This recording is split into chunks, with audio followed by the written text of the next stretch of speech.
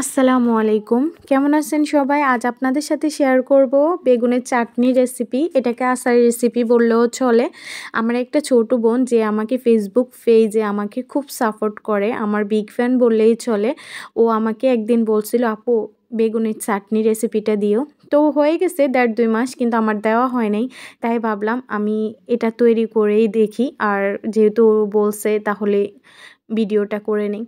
তো দেখেন এই বেগুনটাকে কিন্তু আমি অতটা মানে মোটা সাইজও করি নাই, পাতলাও করি নাই, মিডিয়াম সাইজ করে নিয়েছি। এখানে হলুদের গুঁড়ো, মরিচের গুঁড়ো, লবণ দিয়ে আমি জাস্ট ওটাকে মেখে রেখেছি। আর এখানে হচ্ছে যেটা আমি টক নিয়েছি, তেঁতুলের টক। তেঁতুলটাকে আমি ভিজিয়ে রেখেছিলাম। এখন এটা আধা ঘন্টার মতো ভিজিয়ে রাখলেই হবে। এটাকে হাত দিয়ে কষলে কষলে আমি টকটা রেডি করতেছি। এটা এভাবেই রেডি করবেন, আর সব বিচিগুলো ফেলে দিবেন আপনার, তারপরে টকটা রেডি হয়ে যাবে। তো হচ্ছে যেটা আসলে ও রিকোয়েস্ট করাতে আমি এটা ট্রাই করছি, কিন্তু এটা যে এতটা টেস্টি হবে সত্যি আমি ভাবি নাই।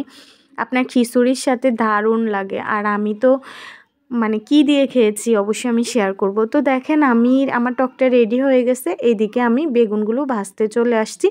এটাকে অবশ্যই তেলের মধ্যে ভাজতে হবে।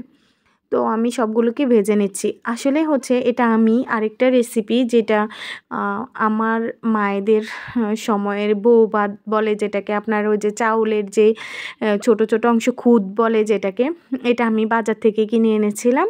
তো ওইটারই আমি খিচুড়ি তৈরি করছি। আমার মা করছে, আমি করিনি।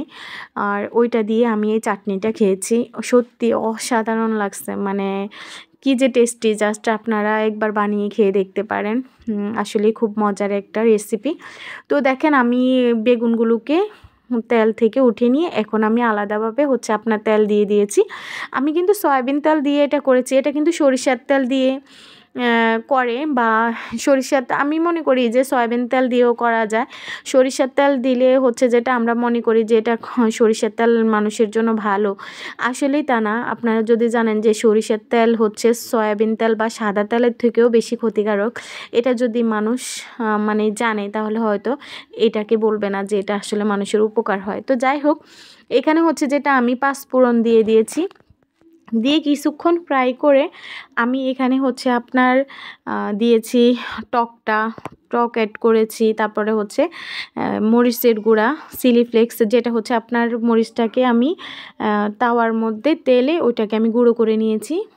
তারপরে এখানে চিনি অ্যাড করেছি আমি 2 চামচের মতো আমি চিনি অ্যাড করেছি। এগুলোকে কষিয়ে আমি বেগুনটা অ্যাড করে দিয়েছি।